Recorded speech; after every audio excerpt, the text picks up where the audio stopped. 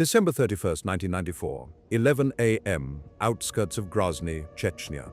The radio crackled to life in Lieutenant Colonel Ivan Alexeyevich Savin's command vehicle as the 131st Mykop Motor Rifle Brigade assembled at the city's edge. Through the static came a voice he recognized instantly, one he hadn't heard in years, yet knew as well as his own. "Ivan, is that you?" Colonel Savin's hand hesitated over the radio handset. On the other end was Turpal Ali Atgeriev, commander of the Chechen forces defending Grozny. They had gone through the Russian military academy together. They had fought side by side in Afghanistan, brothers in arms under the same flag. Now they faced each other across a battle line neither had imagined possible. "Yes, it's me," Savin replied quietly. There was a pause, then Atgeriev's voice came through again, tight with emotion. "Ivan, don't come into the city. Please, turn back. I'm begging you." Savin looked out at his brigade. 700 men, mostly young conscripts, many with only 6 months of service. Kids who should have been celebrating New Year's Eve with their families. 120 vehicles, tanks, armored personnel carriers, infantry fighting vehicles. "You know I have my orders," Savin said. "Then God help you, my friend. God help us both." The radio went silent. What Colonel Savin didn't know, what none of the Russian commanders understood as they prepared to roll into Grozny that New Year's Eve, was that they were about to enter one of the most perfectly prepared urban ambushes in modern warfare. The Chechens had spent 3 months transforming their capital into a killing ground, studying every lesson of Stalingrad, every tactic of urban warfare. Within 60 hours, the 131st Mykop Brigade would cease to exist. Of the 700 men who entered the city, fewer than 200 would walk out. Of the 120 vehicles, only 7 would return. This is the story of how tactical brilliance defeated numerical superiority, how urban warfare rewrote the rules of modern combat, and how confidence turned to horror in the narrow streets of Grozny. The Russian Federation's military operation in Chechnya began in December 1994. Defense Minister Pavel Grachev had boasted he could take Grozny with a single airborne regiment in 2 hours. Russian commanders expected Chechen resistance to collapse at the first sight of armored columns. The reality would prove catastrophically different. By late December, 3 Russian columns had converged on Grozny from the west, north, and east. The 131st Mykop Brigade, a motor rifle unit based in the Caucasus, had seized the airport on the city's outskirts without opposition on December 26th. The ease of that victory reinforced Russian expectations. "We thought this would be a parade," recalled one surviving officer. "Most of the men hadn't even loaded their weapons. We expected minimal resistance." The brigade's composition revealed the challenges facing Russian forces. The 131st fielded barely 700 men, half its authorized strength. Most were conscripts with minimal training. Many had never fired their weapons outside of basic training. Some had been in uniform for less than 6 months. The officers were inexperienced as well. Fresh academy graduates commanded companies. Platoon leaders had no combat experience. The brigade commander, Colonel Ivan Savin, was competent but conventional, trained in Soviet doctrine that emphasized mass and firepower over the intimate complexities of urban warfare. Their equipment reflected post-Soviet realities. The T-72 and T-80 tanks were powerful on open ground, but vulnerable in cities. Their guns couldn't elevate high enough to engage upper floors of buildings or depress low enough to hit basement windows. The BMP infantry fighting vehicles, with thin armor and rear-mounted fuel tanks, became vulnerable when hit. Many vehicles had faulty radios. Few had working night vision equipment. Most critically, the brigade entered Grozny without proper maps. Street names had been changed. The few maps available were outdated. Soldiers navigated by asking directions or following the vehicle in front of them. Meanwhile, the Chechens had been preparing for exactly this scenario. While Russian forces massed outside the city, Turpal Ali Atgeriev and his commanders had spent 3 months transforming Grozny into a fortress. They studied history obsessively. Stalingrad, Berlin, Hue, Budapest. Every urban battle of the 20th century was analyzed for lessons. What worked? What failed? How do you defeat tanks in a city? How do you negate firepower advantage? The Chechen defense was built on several key principles. Organization, they divided the city into defensive zones, each assigned to a specific unit. Every commander knew his sector intimately. Every fighter knew exactly where he was supposed to be. Communications. While the Russians relied on military radios that often malfunctioned, the Chechens used civilian cell phones, hundreds of them.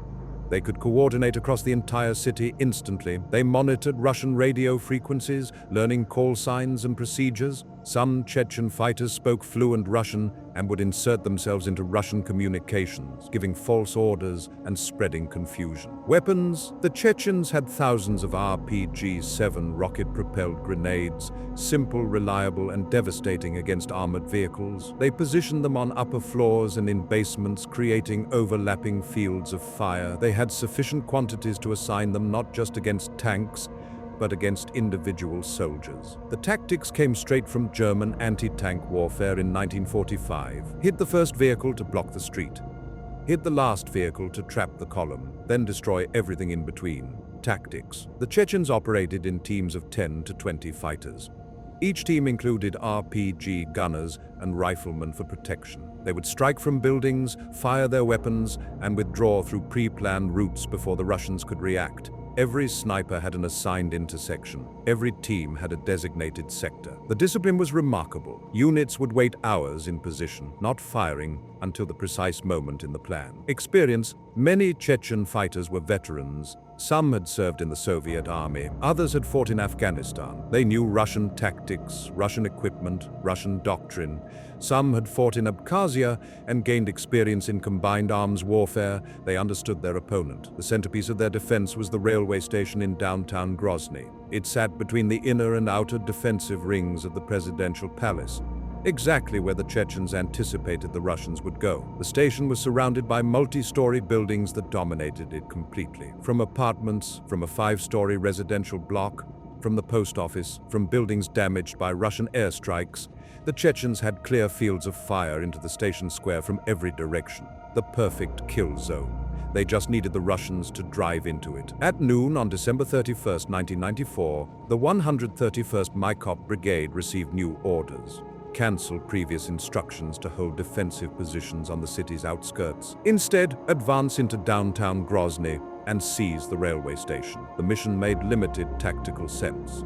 The brigade was separated from other Russian units. They had no detailed map of the city center. They had no current intelligence on enemy positions. The timing seemed arbitrary, New Year's Eve, when most soldiers expected to spend the day preparing modest celebrations. But orders were orders. The brigade formed into 2 assault groups. The first consisted of the 1st Motor Rifle Battalion reinforced with tanks, approximately 250 men in 40 vehicles. The second was the 2nd Battalion, similar strength, following 15 to 20 minutes behind. They advanced slowly in formation, 2 columns of armor rolling down broad streets. Buttoned up inside their vehicles, the conscripts couldn't see much through the narrow vision ports. Many were asleep in the cramped troop compartments, exhausted from weeks in the field. The city appeared eerily empty. A few civilians walked the streets. One woman sold flowers in a square, a kebab stand grilled meat for no customers. Buildings showed bomb damage, but there was no sense of immediate danger. "It felt wrong," recalled one surviving NCO. "Too quiet." But we'd been advancing for an hour without contact. We started to relax. The first group reached the railway station at approximately 1:30 p.m. without firing a single shot. The officers, relieved, began positioning vehicles in the square. Crews dismounted. Someone joked about finding vodka to celebrate the new year. The formation looked less like a combat deployment than a parade ground. Vehicles lined up neatly, men standing in the open. "We actually thought it was over," a survivor remembered. "We thought the Chechens had withdrawn." Some guys were talking about what they'd eat for dinner. The Chechens watched from the surrounding buildings. They had let the Russians roll straight into the center of their kill zone. Now they waited, patient, disciplined, for the optimal moment. At exactly 2 p.m., the ambush began. The first Russian soldier to die never heard the shot that killed him. One moment he was standing beside his BMP, lighting a cigarette. The next, a sniper's bullet from a window 200 meters away ended his life. Then hell erupted from every direction simultaneously. RPGs screamed from upper-story windows, basement apertures, rooftops, and doorways. The Chechens had positioned their ambush with mathematical precision. The 5-story apartment building directly across from the station, later called Pavlov's house by the survivors, erupted with fire from every floor. Rocket-propelled grenades slammed into vehicles from ranges of 50 meters or less, distances where even poorly trained gunners couldn't miss. The Russian vehicles were positioned to be destroyed. Parked in neat rows, each hit vehicle blocked others from maneuvering. The BMPs, with their fuel tanks mounted externally at the rear, burst into flames when hit. The top armor on tanks, designed to resist artillery fragments, was thinner than the frontal plates, and the Chechens were firing down from above. The first 30 seconds was chaos, recalled Lieutenant Sergei Malenko, one of the few officers to survive. Vehicles were exploding everywhere, men were running, but there was nowhere to run to. The fire was coming from all sides. Among the first casualties was a young officer named Ignatov. A direct hit from an RPG decapitated him. The men who witnessed it froze, paralyzed by the horror of what they'd just seen. Many of these conscripts had never seen violent death before. Some stood motionless, unable to process what was happening. The boys couldn't even move, one sergeant recalled. They were in shock. They stood there like they were playing a computer game, like this wasn't real. Then the terror hit them and they understood this was real. People were dying. The BMPs became death traps. When hit, the thin aluminum armor offered no protection. Worse, the rear doors, designed to allow rapid troop deployment, often jammed after taking damage. Men trapped inside pounded on the doors, screaming as their vehicles burned. Those who escaped faced a wall of fire from the surrounding buildings. Tank commanders standing in their turret hatches were priority targets for snipers. One after another, they were picked off. The tanks, blind without their commanders, became motionless targets. Crews that tried to evacuate were cut down as they emerged from the hatches. The Russians tried to fight back, but their weapons couldn't reach their attackers. Tank main guns couldn't elevate high enough to engage the upper floors. The BMP's 30mm cannon had limited traverse and couldn't target the basement positions. Infantry tried to return fire, but the Chechen positions were concealed in shadow while the Russians stood in the open square, perfectly silhouetted. Adding to the chaos, Russian communications collapsed immediately. The Chechens had been monitoring Russian frequencies for weeks, learning call signs, procedures, and voice patterns. Now Chechen fighters who spoke fluent Russian inserted themselves into the radio traffic. "Pull back to the depot," a voice commanded in perfect military Russian. "Advance to Building 7, ordered another, using correct call signs stolen from intercepted transmissions. "Air support inbound, mark your position with smoke." But there was no air support. Russian units received conflicting orders from multiple sources. Some obeyed voices they thought were their commanders. Others, suspicious, ignored all radio traffic. The carefully planned coordination dissolved into confusion. Individual vehicles and small groups fought isolated battles, unable to communicate, unable to coordinate, unable to understand what was happening. The Chechens, meanwhile, used civilian cell phones to maintain perfect coordination across the battlefield. While Russian commanders shouted into dead radios, Chechen team leaders calmly called in targets and repositioned forces with cellular clarity. One by one, the vehicles died. A T-72 tank, hit by multiple RPGs, exploded, its ammunition cooking off in a pillar of flame that sent the 6-ton turret cartwheeling through the air. The turret landed 15 meters away. The driver had escaped seconds before the explosion, crawling through fire with his hands burned black. BMPs burned with their crews trapped inside. One BMP, hit 8 times by RPGs, became an inferno. The rear doors, welded shut by the heat and damage, refused to open. The screams from inside lasted only seconds before the ammunition detonated. Some soldiers managed to escape their vehicles, only to be cut down by machine gun fire as they ran. The second assault group, following 20 minutes behind, drove straight into the massacre. They couldn't see what was happening at the station. The buildings blocked their view, but they heard the thunder of explosions echoing through the streets. When they tried to advance, they discovered the Chechens had prepared additional ambushes. At every intersection, at every turn, RPG teams waited. The column fragmented as vehicles tried to evade, some turning down side streets, others reversing, all coordination collapsing. Within minutes, the second group was scattered across multiple blocks, each element fighting its own desperate battle. "We lost radio contact immediately," one survivor explained. "Every vehicle was on its own. You couldn't see the vehicle in front or behind because of all the smoke and fire. You just drove anywhere to try to survive." By 3 p.m., 1 hour after the ambush began, both Russian assault groups were combat ineffective. More than half their vehicles were destroyed or immobilized.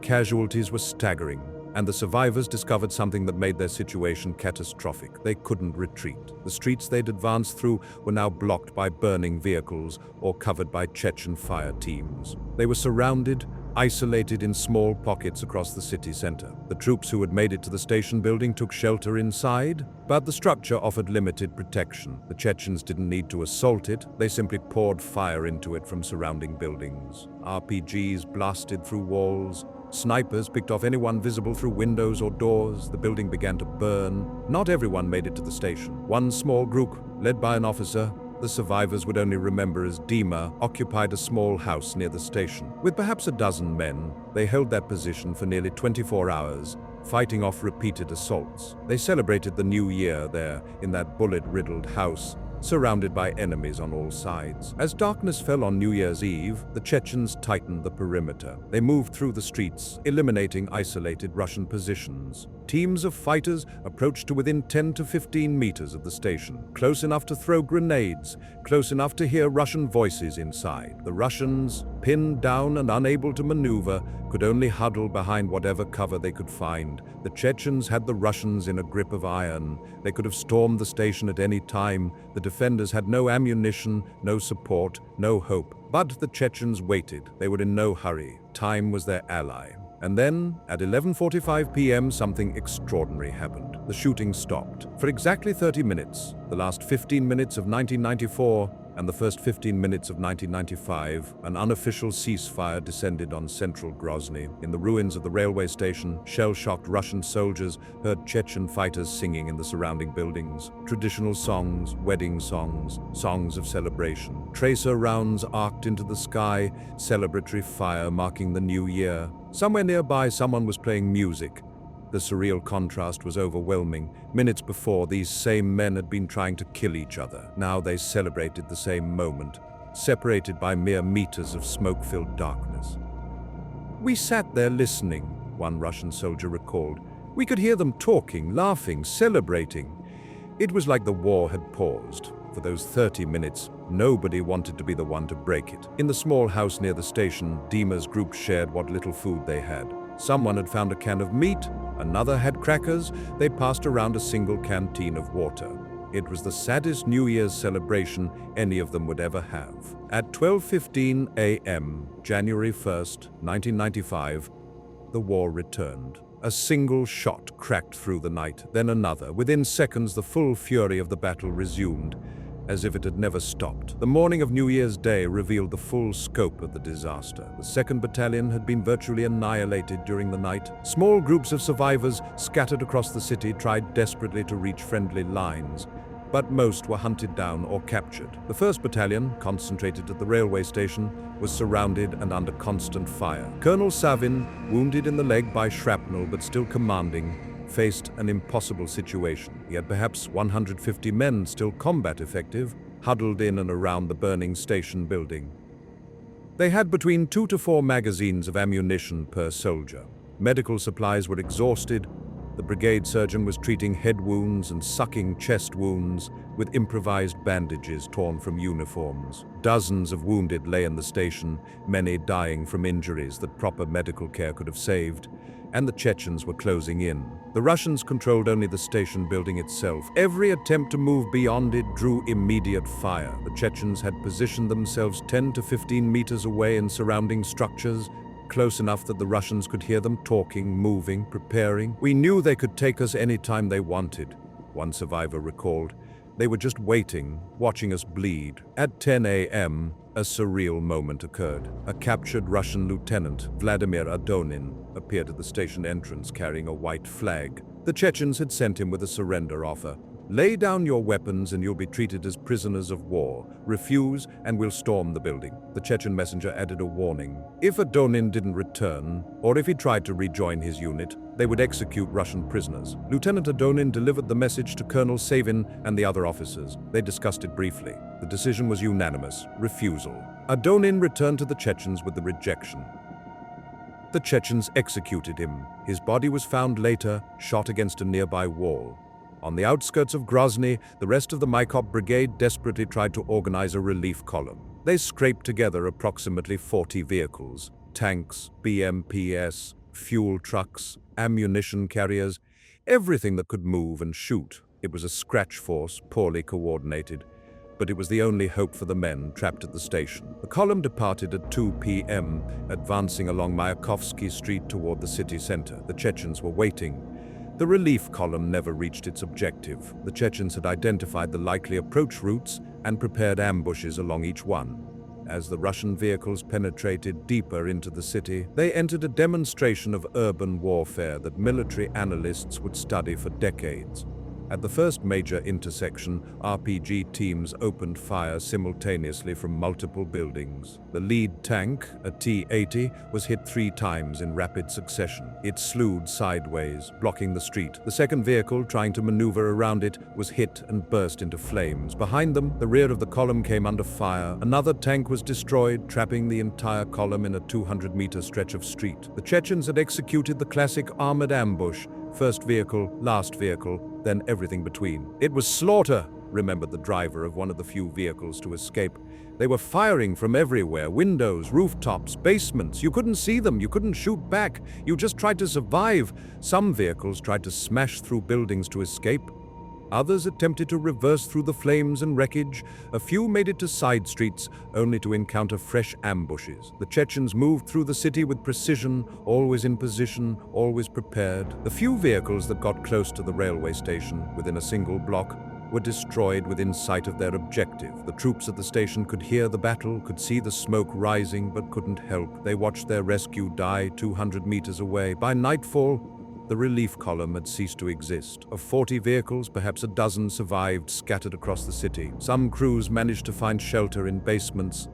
Others were captured. Most were killed. The men at the railway station were now completely alone. The second night at the railway station was the longest. The wounded were dying, more than 60 men now, many with injuries that would have been survivable with proper care. But the brigade had no surgical capability, no plasma, no antibiotics. Men bled to death from wounds that could have been treated. Others died of shock and exposure in the freezing January cold. The able-bodied had almost no ammunition left, 6 or 7 rounds per rifle for officers, 2 to 4 for enlisted men. When the Chechens launched their final assault, the Russians would have perhaps 30 seconds of collective firepower before being reduced to bayonets. Colonel Savin called his officers together. The situation was clear: stay and everyone dies. Try to break out and some might survive. At 4 p.m., Savin made the decision. They would attempt to break out on foot after dark, carrying the walking wounded and leaving behind those too badly injured to move. 3 BMPs still functioned, barely. They would carry the most seriously wounded and lead the breakout. Everyone else would follow on foot. The plan was desperate. They would be moving through enemy-held territory at night with almost no ammunition, but staying meant certain death. At 6 p.m., as darkness fell, they prepared to move. The wounded who could walk were helped to their feet.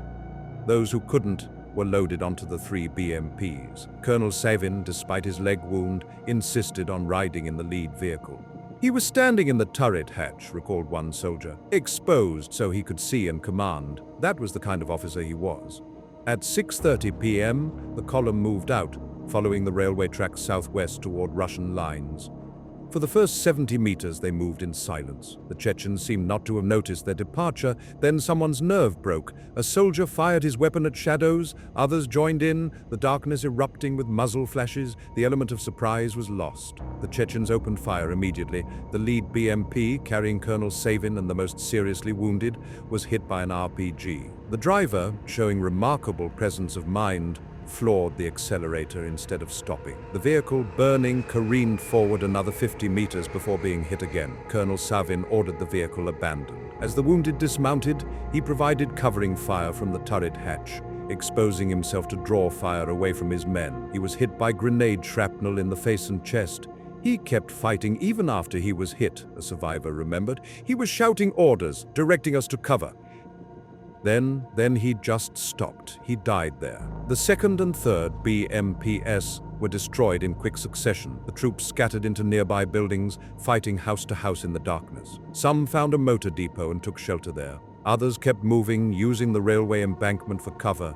Senior Warrant Officer Shebegov remained behind at the motor depot to cover the withdrawal of his comrades. He was never seen again.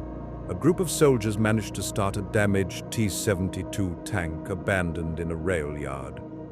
They loaded as many wounded as they could onto its exterior and began moving along the tracks. The tank's armor protected them from small arms fire, and they made it through the Chechen lines. The group on foot, now about 140 men, moved through the darkness with whatever wounded they could carry. At one point, they stumbled upon a Russian checkpoint. Troops from the 503rd Motor Rifle Regiment. The sentry nearly opened fire before recognizing them as friendly. "We identified ourselves," recalled one officer. The sentry fired 3 shots in the air, the prearranged signal that they'd found survivors. That's when we knew we'd made it. On the morning of January 3rd, 1995, the surviving elements of the 131st Mykop Motor Rifle Brigade assembled at a collection point outside Grozny. Officers and NCOs took roll call, matching names against roster sheets. The numbers were catastrophic. Of approximately 700 men who had entered Grozny on December 31st, fewer than 200 had returned. Some 500 were dead, missing, or captured. Of 120 vehicles, tanks, BMPs, trucks, and support vehicles, only 7 had made it out. The brigade, as a fighting formation, had ceased to exist. Individual units had suffered even worse. Some companies had 0 survivors. Entire platoons were wiped out. The battalion that had reached the railway station had a survival rate of approximately 20%. The human cost extended beyond numbers. Young soldiers, many teenagers, had experienced trauma that would haunt them forever. Officers had watched their men die while unable to help them. The wounded suffered amputations, permanent disabilities, psychological scars. For the Chechens, it was a significant tactical victory. They had destroyed a Russian brigade using infantry weapons and urban terrain. Their casualties, while substantial, were far lower, perhaps 120 fighters killed in the fighting around the railway station. But the victory carried its own costs. Turpal Ali Adgeriev, the Chechen commander who had pleaded with his old friend Ivan Savin not to enter the city, survived the battle only to be killed by Russian forces 2 months later. The disaster at Grozny had immediate consequences. Defense Minister Grashev's boast about taking the city in hours became infamous. The conflict, expected to last weeks, would drag on for nearly 2 years. More significantly, the Battle of Grozny became a case study in urban warfare. Military analysts worldwide examined what happened. The Chechen tactics, small teams, RPG saturation, communication superiority, intimate knowledge of terrain became reference points for understanding how to defend cities against mechanized forces. The official Russian investigation into the Mykop Brigade disaster raised fundamental questions. Why was an understrength brigade ordered to attack without support? Why was the mission changed from defensive to offensive at the last minute? Why were there no proper maps? Why was there no current intelligence on enemy positions? Why was no other unit coordinating with the Mykop Brigade? Some surviving officers offered an unofficial explanation, widely believed but unverified. The High Command wanted to capture Grozny by January 1st, President Yeltsin's birthday. The attack was rushed, poorly planned, and executed to meet a symbolic deadline rather than operational requirements. The documentary evidence remains incomplete. What is certain is that the 131st Mykop Brigade paid an extraordinary price. In 2005, a Russian documentary team returned to Grozny to film the sites where the battle had occurred. They found the 5-story apartment building from which Chechens had poured devastating fire into the railway station. They met an elderly woman who had survived the battle, hiding in her apartment while RPG teams fired from the floors above and below. "They weren't strangers," she said of the Chechen fighters. "They were our neighbors, the baker's son, the teacher from school. They knew every window, every door. The railway station itself, destroyed in the fighting, has been rebuilt. A small monument marks the site where Colonel Ivan Savin and his men fought and died. Local residents, both Russian and Chechen, leave flowers there occasionally. The broader lessons of the Maikop Brigade disaster remain relevant. Modern armies with sophisticated technology and firepower remain vulnerable to determined defenders in urban terrain. Tanks and armored vehicles designed for open warfare become targets in city streets. Communication superiority, training, and intimate knowledge of the battlefield can matter more than raw firepower. The disaster demonstrated what happens when tactical reality meets operational fantasy, when leaders demand quick victories for symbolic reasons, when intelligence is ignored, planning is rushed, and soldiers are sent into battle unprepared. The men of the 131st Maikop Brigade weren't defeated by superior weapons or overwhelming numbers. They were defeated by superior preparation, better tactics, and fundamental misunderstanding of the operational environment by their commanders. On New Year's Eve, 1994, 700 young Russian soldiers drove into Grozny. Some expected a parade. Others anticipated resistance. None imagined what awaited them. 60 hours later, 2/3 of them were dead. The survivors carry those 60 hours with them still, the sound of RPGs screaming from windows, the sight of vehicles burning, the faces of friends who never made it home, the memory of a battle that taught lessons in blood. In military academies around the world, officers study the Battle of Grozny as a case study. The Maikop Brigade's fate is presented as a warning. This is what happens when you ignore the fundamentals of urban warfare. This is what happens when operational planning fails. This is what happens when you underestimate your enemy. The radio conversation between two old friends, Ivan Savin and Turpal Ali Adgeriev, classmates at the military academy, comrades in Afghanistan, enemies in Grozny, captures the tragedy. "Don't come into the city. Please, turn back. You know I have my orders." "Then God help you, my friend." There was no help coming. Only 60 hours in hell and a lesson written in blood.